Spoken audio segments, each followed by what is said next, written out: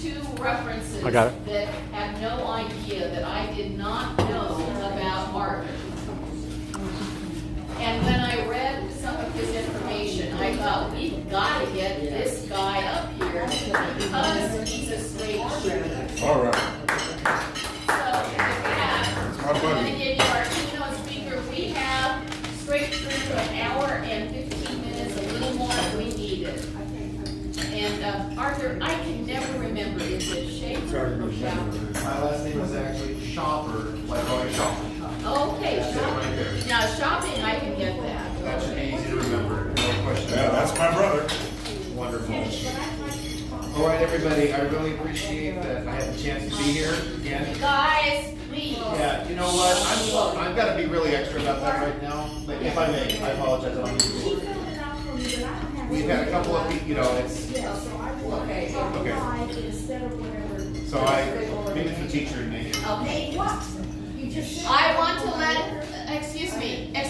It's all right. He was given a special dispensation for a special order because he has been one of our previous speakers. I'm not complaining about complaining. I didn't even get any meal at all, and I paid. You did. Okay, then that's something we See can how I correct. am. But to disrupt the entire meeting is unfair. I will disrupt it. It's not fair that I pay and I'm ignored. All right, for so my name So, is. just a second. I'm So sorry. for how long would you like to disrupt the meeting? And in 5 minutes, will that be enough? Because if it's not, I will refund your money and ask you to leave, or I would welcome you to stay.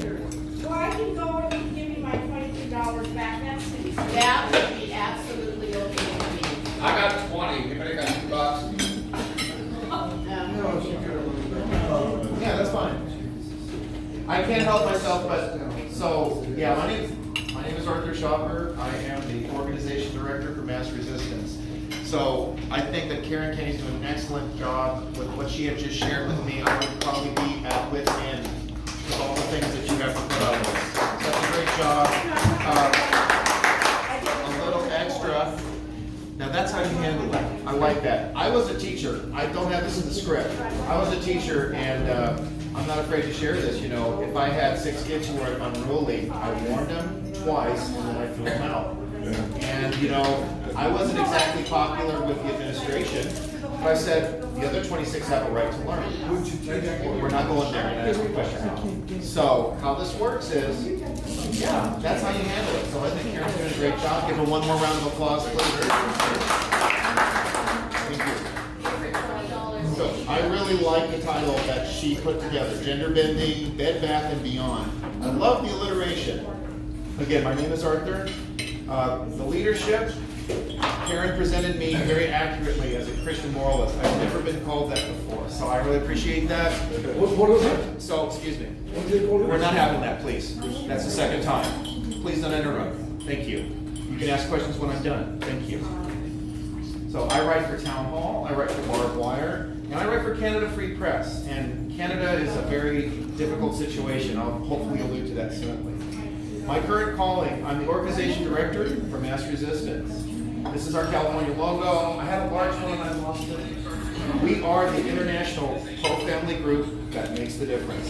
So let me tell you briefly about MassResistance. And I will encourage you. Minorities like Yeah, well, Thank break you. that damn fucking thing if I have Okay. to. Thank you. So, I encourage you to sign up for our newsletter. I'll pass around the clipboard later. Our organization started out as the Parents' Rights Coalition. This was headed by our president, Brian Kammerer. You should know he's an Orthodox Jew. His organization has been running now for 26 years, and there's many more to come. He hired me as his organization director last year. There were people all over the country, all over the world, who wanted to fight this LGBT agenda. But he is only one man, and he has a small staff at this time. We are growing little by little. I first met Brian while I was working as a freelance correspondent in New England, specifically for Rhode Island and for Massachusetts. I don't know how many of you recall the Justina Pelletier case. Okay, one person. And you know what? That just shows the real failure of our media. There were very few, and I was actually one of them who was reporting. This young lady from Connecticut was visiting family in Massachusetts. She was then taken by the Massachusetts Department of Children and Families, against the parents' will, I was one of the few that was reporting on this. Mike Huckabee was the other. Because of my reporting for Go Local Worcester, this was made public. She was eventually released back into a care and living facility in Connecticut. I am privileged to be able to work with a very dynamic organization.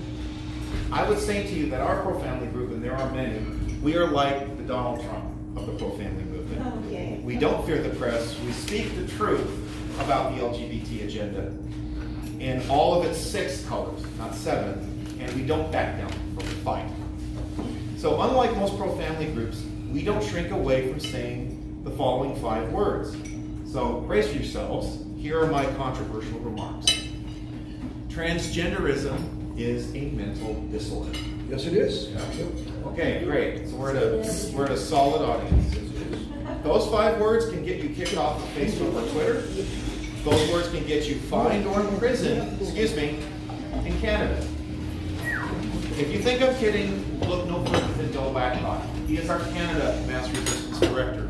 He has already been fined $55,000 by the British Columbia Human Rights Tribunal because he called a biological male a male. Not only that, but he is facing a 1.5-year prison sentence in Toronto simply for passing out gospel tracts in a gay pride parade. That has happened. It's not a joke. I'm not giving you a myth here. So, there is nothing short of calling it what it is. It's transgender tyranny, and it's real. And you know what? It's already actually come to California. If you're a healthcare worker and you misgender a senior citizen, repeatedly, this is Senate Bill 219, passed 2 years ago by the incredibly tolerant State Senator Scott Wiener of San Francisco, you're looking at, you're in jail. But of course, you can knowingly infect somebody with AIDS and maybe get a misdemeanor too. So you're more likely to get punished for misgendering somebody.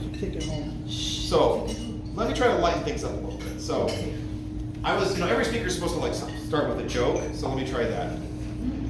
Here's my joke. A man and a woman walk into a bar in San Francisco. I basically described the same person. Okay, that was pretty good. Okay, thank you. All right, that was pretty good. Okay, I'm working on it. At least you're not a jury. I'm happy. My presentation, okay, so now I'm getting more to me here. My presentation, it was presented as gender bending, Bed Bath and Beyond. By the way, that is a good title. I would like to use those 3 B's to outlay my basis for fighting this pro-family fight. So we start with bed. The argument that we hear from homosexual and transgender activists is that what people do in the privacy of their bedrooms or in their beds is none of our business. On both sides of the political spectrum, the Liberal Prime Minister of Canada, Justin Trudeau, and then many people don't know this, but when Margaret Thatcher was a shadow Tory, when she was the shadow government, she actually fought to decriminalize homosexuality in England. She did that. The truth is that this first step ultimately forced these private matters into public. Justin Trudeau, the son of the previous Liberal Prime Minister in Canada, has now commemorated the decriminalization of sodomy on the money.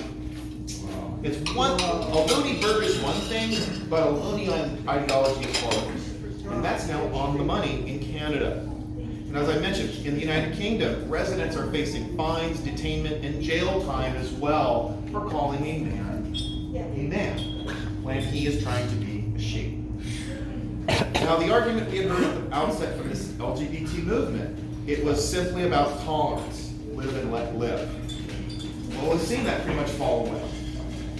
In the mid-'80s, and you'll even have gay, pro-free speech types like Milo Yiannopoulos talk about this, they left aside the libertarian argument, and they adopted a stance based on civil rights. As I mentioned, the shift is basically this. So you have the gay activist. What if we're like black people? We're born this way. Anyone who opposes us would be like the most massive bigots. And that's what we see happening now. It isn't live and let live anymore, folks. But it's we live how we want to live, and you have to live with it. One gay activist in Hermosa Beach, true story, Congressman Henry Waxman, sadly, was elected to represent me. His district moved south to the South Bay where I live. And at this town hall, one of the gay activists said very plainly, without blinking, you have to accept me. I will not accept tolerance. Now, my answer was pretty emphatic. Hell no. Yeah. You don't tell me that I have to tolerate your perversion. Yes, That's right. I said it. I said it in Los Angeles. I don't care. Enough's enough. By the way, as I've heard about the mention of the Judeo-Christian ethic, yes indeed, Christian tolerance is a Christian virtue. It is. But it implies that there's a healthy and unreserved recognition of truth and error. You can't be tolerant unless you know the truth. Tolerance doesn't mean anything if people believe whatever they want. It's supposed to mean you and I share natural rights. You're entitled to your opinion, which is wrong, and I'm not going to deprive you of your natural rights. But you may not deprive me of mine and force me to accept your point of view. Right. Now, the common libertarian retort and my opposition to this agenda is this: if we do away with the government-based tyranny, there should be no problem with two men sleeping together or two women sleeping together. That's the libertarian argument by and large. I'm not a capital L libertarian. To those libertarians, to those fiscal conservatives, the socially liberal, this is the argument we hear even in the state of California. I have to point out this has been the argument we've struggled to make. The sweet customs of commerce, the civilizing elements could not have emerged or passed from generation to generation without natural marriage, sexuality, and family. Give me my free markets and let me have my free sex. Sorry, it doesn't work that way. That's right. Our culture, look, we want freedom from government restraint. That's part of the libertarian argument, sure. But there has to be a civilizing restraint. Isn't there? There is no way to establish freedom of contract, enforcement of law, unless there's customs passed down from generation to generation. And that can't happen if you don't have a mom and a dad teaching kids.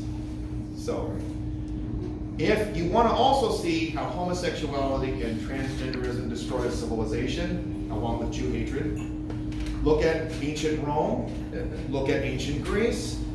The historian Polybius, a Greco-Roman historian, that's probably not a name most scholars know about. He was an eyewitness to the implosion of Greek city-states because of the dissolution of the faith. This matters, folks. We're seeing it now. We really are. Yes.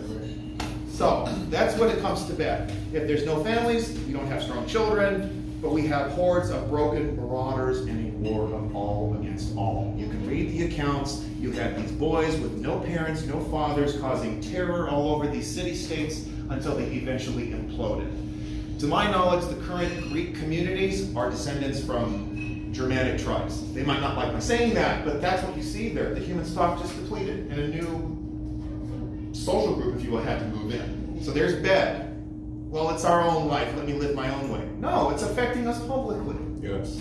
It is. Okay, bath. So bath. With bath, I look at the biological derangement, which undermines transgenderism. This is a movement, it's a full-on declaration of war against the natural, and I'm going to add the divine order. The problem with so much of the pro-family movement, they focus just on the safety risks. We don't want men pretending to be women going into bathrooms. Now, that is an issue, don't get me wrong, but it's not the fundamental one. It's not far enough. We need to have the courage to say the simple truth. Transgenderism is a lie. As a man, you're not going to flip the switch of your 9,000 plus chromosomes to become a woman. And a woman, let me tell you something, a man cannot have a baby. I don't care how much they put inside the person, I don't care how many hormones were injected. You know what, and we need to see more women, I don't care left or right. They should take it extremely offensive that any man would pretend to be a woman. I mean, it's just unthinkable. Oh, and happy Mother's Day. Okay. But I mean, that's the attitude we need to have here. How dare you try to be a woman? It's hard. And I'm going to say this, ladies, it may not seem that way because we don't get to deliver children, but it's kind of hard to be a man. So, transgenderism is a total lie. You have to speak to that. I'm not just afraid of a predator coming into my daughter's bathroom. It's a lie. We shouldn't be endorsing a lie. Now, from a moral and a defiant perspective, we see there's a push to just blur and phase out the sexes. And that's dangerous.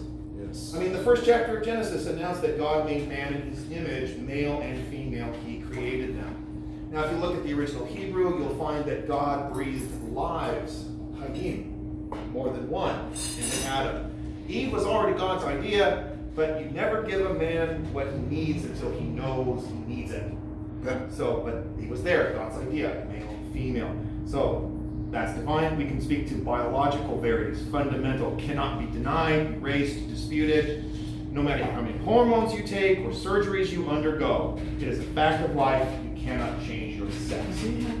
And to deny this truth is to deny God and to deny every good and stable thing in our lives. So this fight over who goes to which bathroom is about a lot more than number one and number two. Okay? It's a battlefield not just about fundamental principles of our country, but humanity itself. This is a war on human beings. We really need to see it that way. It's a war against men and women, as men and women. And we're witnessing so-called transgender women competing against other women. We have men competing against women, pretending to be women, and completely decimating women's collegial and professional sports. I mean, this is horrific. And I'm going to say this, transgenderism is the most anti-feminine movement yet. And that's why even radical left-wing feminists testified in the House Judiciary Committee, no, this is wrong. So maybe that's another potential Republican cohort. All these radical feminists will find out, just as we have been from the early 1900s to today, Republicans have been pro-woman. They're the ones that restored the franchise. Women were able to vote, but it's taken away. I don't have all the history on that. So, one issue that we're fighting especially federally, I was actually discussing this with the House rep in La Mirada, Linda Sanchez, this Equality Act, which is now coming before Congress. This is the issue now that MassResistance is fighting. We have chapters in Maryland, in Nevada, in Texas that are fighting this, as well as in California. This Equality Act wants to gut the Civil Rights Act of 1964 to add these paraphilias and perversions as civil rights. Okay, and again, this is where it's just biological insanity. People are born black. People are born Hispanic. But people are not born gay. That's another 5 words that would probably get me shut off of Twitter. That's another 5 words that could spark quite a backlash from this aggressive and abusive LGBT lobby. Everything that they've built is based on that lie. Just like the communist government built this lie on a centralized government will bring us utopia. No, it didn't. And some of you from the Eastern Bloc know that better than I could ever know. There is no genetic code, strain, or evidence which affirms born that way. And furthermore, it's treating, that Equality Act specifically is treating these self-destructive behaviors as civil rights. And it's not just destructive to the individuals in bondage to it, but it's destructive to all of us. And I have to affirm this. This Equality Act, which seeks to gut the Civil Rights Act of '64, it is a patent insult to black Americans who fought bravely and non-violently to cash in on that promissory note that the Declaration of Independence outlined. You know, it shocks me. I have to add this as an aside. You'll have LGBT activists using Martin Luther King Jr. as a poster leadership on this. But it was even MLK himself, and he was counseling a young man who was struggling with same-sex desires. And he said, there's a problem here. There is. You are not a problem, but there is a problem that needs to be addressed. The civil rights icon of our times did not endorse LGBT. Simple as that. So it's falling, and we need to start calling out that agenda. Homosexuals cut. Now here's more of the Bed Bath & Beyond here. The health issues. Homosexuals cut their lifespan by an average of 20%, and transgenders face a staggering 41% suicide rate. This is not normal. This is not healthy. This is destructive. And if you want comprehensive information on this, again, we're the only pro-family group who will write to this issue. We've actually compiled an entire book of research on this with the Center for Disease Control and other government or official statistics on this. Homosexuality, transgenderism. These are not benign eccentricities. These are destructive behaviors.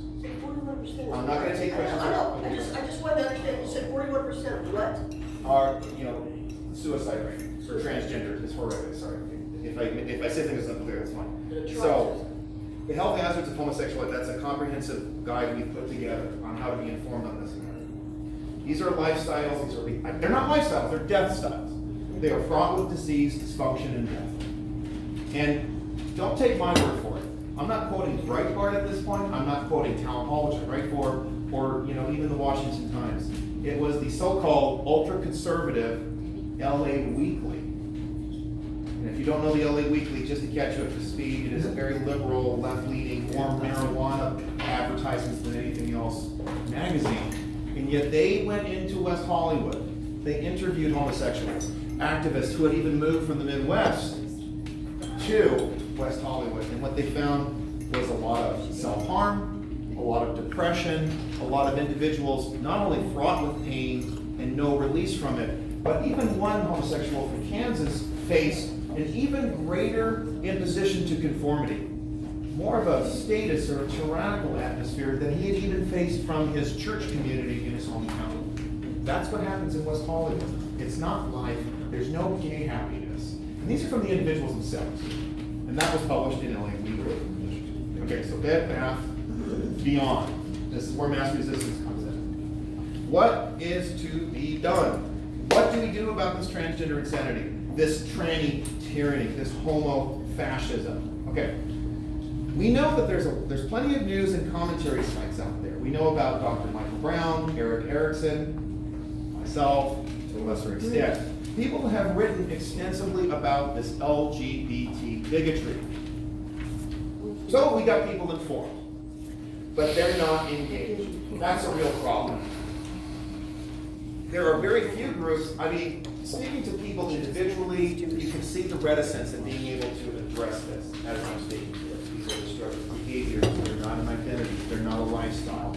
I have individuals say to me, I have gay friends, what's the problem? Well, we have an ideology that's been polluting out of it. That's the issue. Now, individuals, with whatever they're going through, that's one thing. But we're seeing this, as I said at the outset, this is no longer staying in the bedroom. It's in our streets now, it's in our schools now, it's shoved in our face now, and if we don't like it, we get punished for it too. Sorry, no, this is no longer live and let live. That's not been the standard.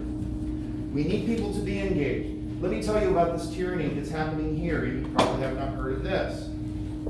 One doctor, Paul Church, he was a urologist at Beth Israel Deaconess Medical Center in Boston. MassResistance is based in Waltham, just outside of Boston. This doctor was bullied, harassed, and ultimately fired because he refused to accept the queering of the hospital. He had homosexual patients who he treated just as well as anybody else. And he, as a urologist, and taking that Hippocratic oath, had to inform them that these behaviors are destructive. They are going to hurt your intestines, they're going to hurt your internal organs. The more gory details you can find in the book here.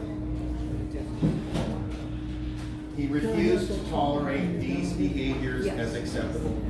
He recognized that they're destructive, and he told his patients that. He took the oath. He would have been a hypocrite not to say otherwise. He lost his job. He was fired. And when he sought an appeal to have his job restored to him, there was no hope for him. He had contracts at other hospitals, and they were taken away.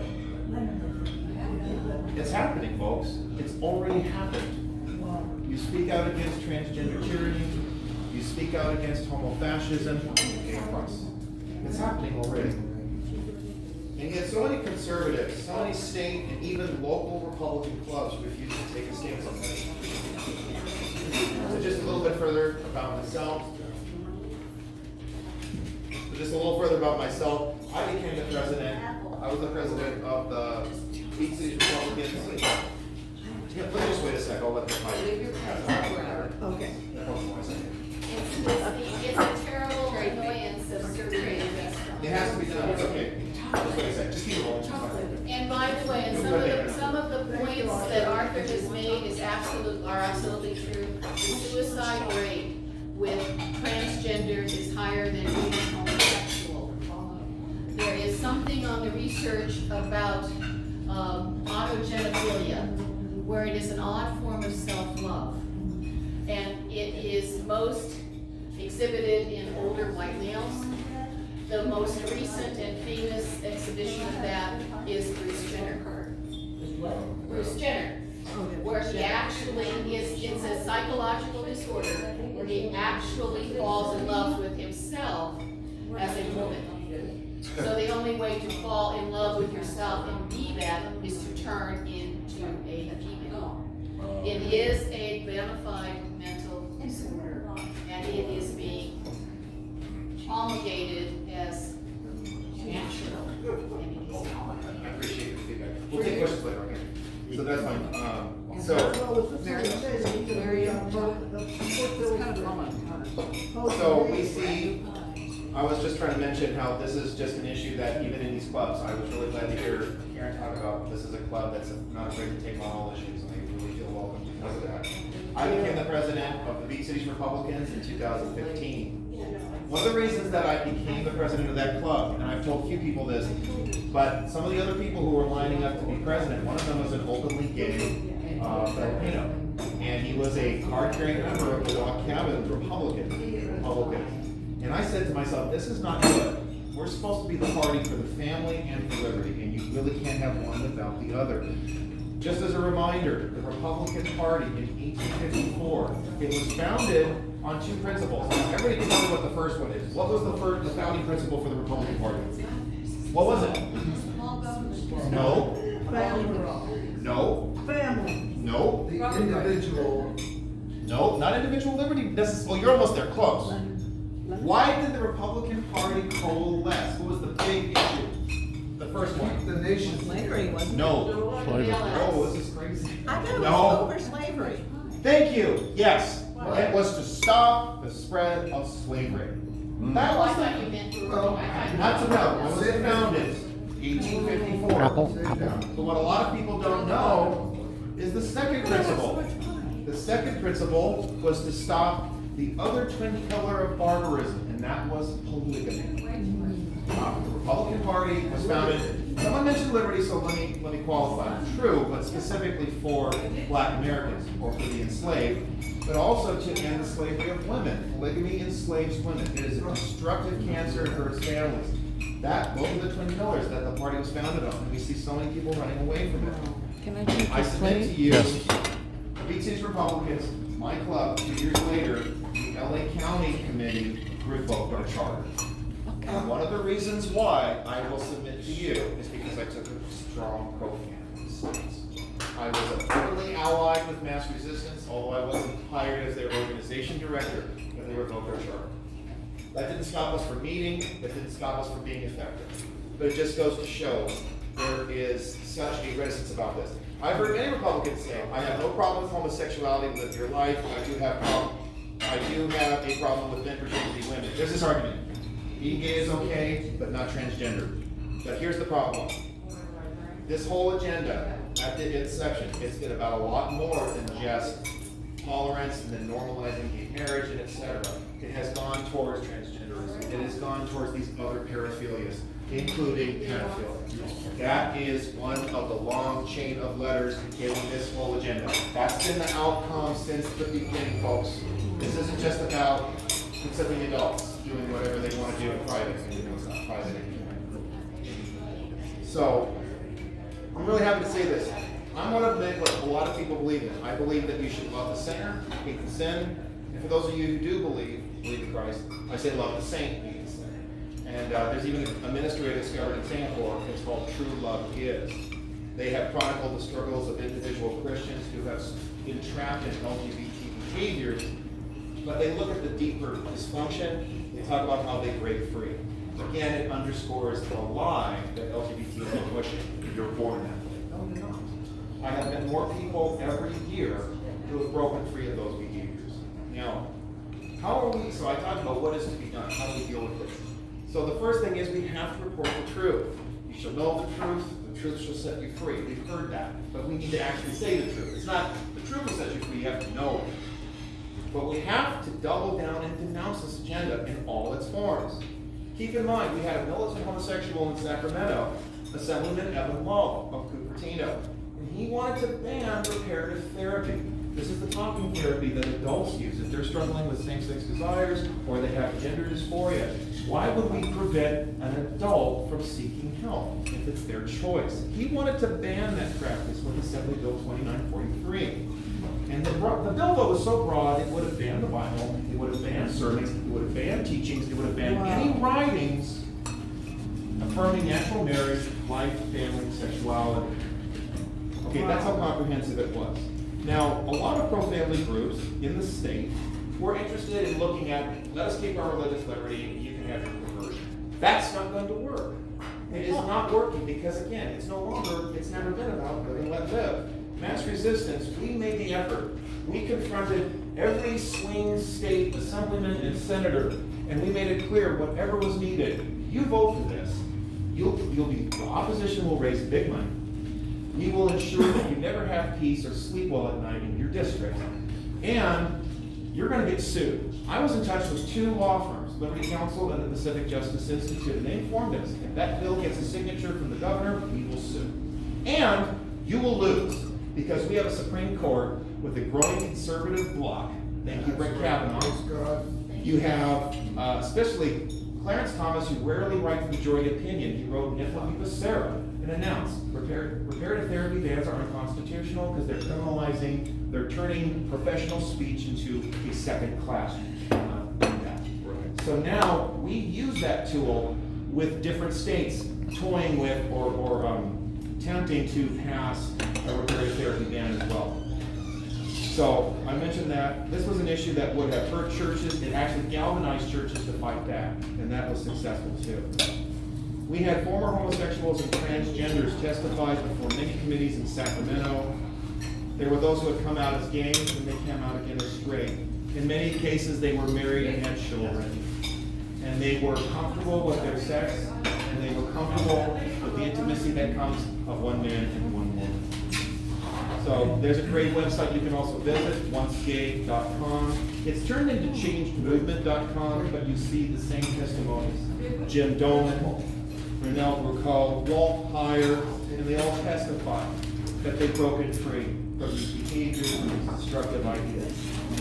Back to AB 2943, our constant pressure, our activism worked, and at the last minute, as you know, Assemblyman Lowe pulled the bill. Right. But we didn't stop there. Mass Resistance went after Evan Lowe 4 more times. He had the state address in Cupertino. We confronted him there.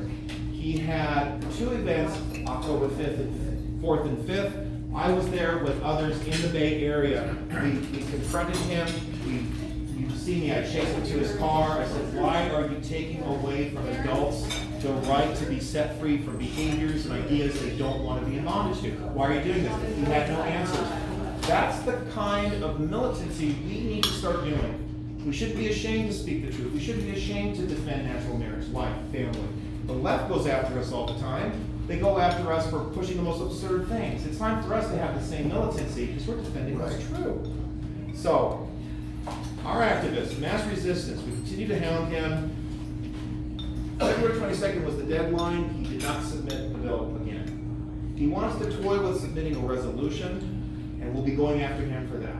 But he got the message. We even went to his Christmas party. He crashed his party. And I said, we do not want you to take away from adults the right to have a choice with how they want to live their lives. So the question arises again, why have so many churches and conservative